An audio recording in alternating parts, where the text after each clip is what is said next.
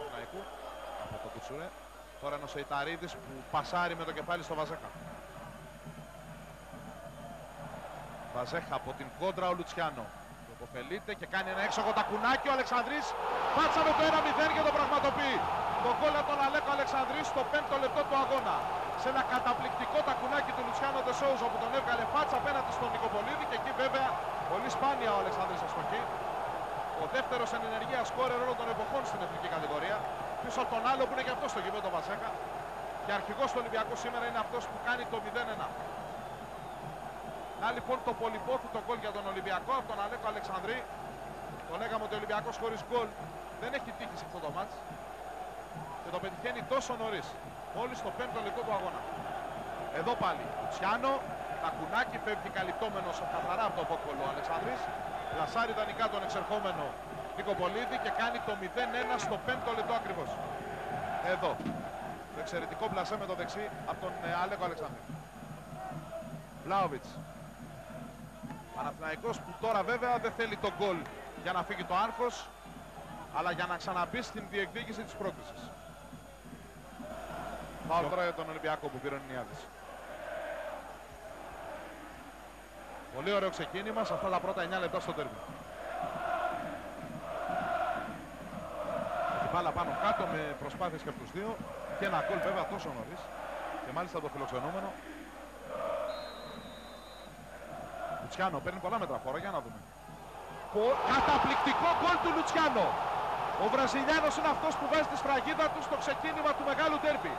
Αφού κάνει το εκπληκτικό τακουνάκι στο 5 και δίνει έτοιμο γκολ στον Αλεξανδρή στο 9 και ραυνοβολεί τον Νικοπολίδη, στέλνοντας την μπάλα στο αριστερό γάμα της εστίας του με έναν αριστερό κεραυνό. Από τα γκολ που σπάνια βλέπουμε. Επιτρέψτε μου να πω ότι ήμουν έτοιμος να χαρακτηρίσω τρελή την απόφαση του Λουτσιάνο να πάρει τόσα μέτρα φόρα για να σουτάρει από εκεί απευθείας το φάουλ. Εδώ είναι ο Λουτσιάνο.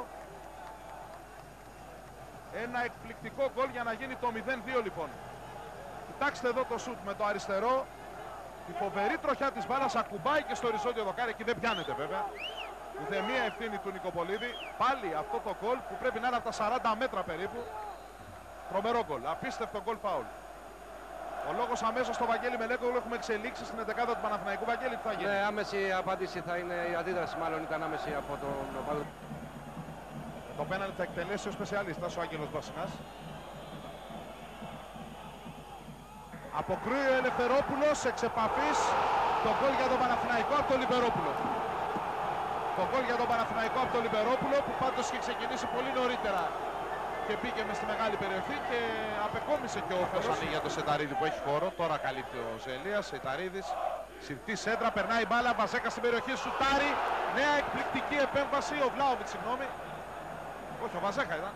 Βαζέχα ήταν. Το σουτ το συρτό το δεξί. Ο εξουδετέρως ο Ελευθερόπουλος. Και λέει όχι στην ισοφάριση στο 15ο λεπτό. Στο 60 δηλαδή. Μεγάλη ευκαιρία για τον Παναθηναϊκό να φέρει το μάτι στα ίσια μισή ώρα πριν το τέλος. Πάλι ο Βαζέχα που παίρνει από το λάθος του Γεωργάτου που όμως εδώ διορθώνει. Ο Ελευθερόπουλος που όποτε χρειάστηκε, θα μου επιτρέψετε να πω ότι έδειξε την κλάση του. Σιωβάνι θέλει να βγάλει μες στην περιοχή, πέναλτι. Πέναλτι στο Πατσατζόγλου. Πέναλτι στο Πατσατζόγλου που δίνει χωρίς κανένα δισταγμό. Τώρα στο 61 θα εκτελέσει ο Γεωργάτος τελικά, όχι ο Σιωβάνι. Ο Γεωργάτος πηγαίνει στην εκτέλεση.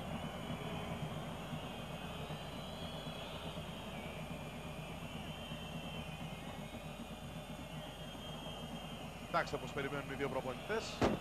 Γεωργάτος τώρα. Στα δίχτυα η μπάλα, το 1-3 για τον Ολυμπιακό. Γεωργάτος που νικάει τον Νικοπολίδη, στέλνοντας την μπάλα στον ουρανό των δίχτυων της εστίας του. Πανηγυρίζει ο Γεωργάτος που φωνάζει τους συμπαίκτες του να πανηγυρίσουν όλοι μαζί. Και δείχνουν τις φανέλες στον κόσμο του Ολυμπιακού.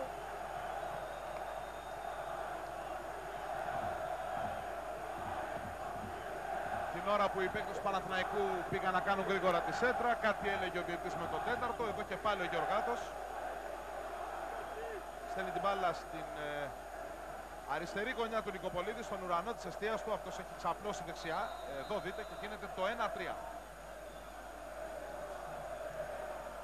Για να ακούσουμε τον Νίκο τον Καβαλά. Τι ζήτησε ο Μπριακός μας για τον Καραγκούνι.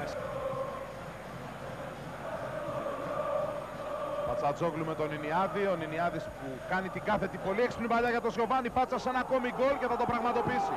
Το 1-4 από το πλασέ σαν σε προπόνηση του Βραζιλιάνου, που μπορεί να κοιτάζει προς τον Παντοδύναμο και να δείχνει από πού αντλεί τη δύναμή του για να πέσει μπάλα για να σκοράρει. 7 λεπτά πριν το τέλος, το 83, ο Ολυμπιακός φτάνει πια σε θρίαμβο. Και είδατε και την απόγνωση του Αποστολάκη σαν κοντράστ στο συναίσθημα του Λεμονή και τους πανηγυρισμούς του. Γιωβάνι λοιπόν 1-4. Εδώ περιχαρής ο Βραζιλιάνος που παίρνει την εξαιρετική κάθετη παλιά του Νινιάδη, τρυπάει την άμυνα του Παναθηναϊκού. Και εδώ πια τι να κάνει ο Νικοπολίδης. Κοιτάξτε πώς τσιμπάει την μπάλα ο Βραζιλιάνος. Η ψυχραιμία στην εκτέλεση σε τέτοιες στιγμές δείχνει και την κλάση του παίκτη. Δείτε εδώ. Καταπληκτικό γκολ από τον Γιωβάνι και σε ό,τι αφορά τη μεταβίβαση του Νινιάδη, αλλά και σε ό,τι βλέπουμε εδώ, στο εκπληκτικό του δηλαδή πλασέ. Φύσας που γεμίζει, ο Λιμπερόπουλος ψάχνει και χώρο ανάμεσα σε Γεωργάτο και Κοστούλα που αλλάζουν την μπάλα εδώ και με τα κουνάκια. Ο Κοστούλας διώχνει.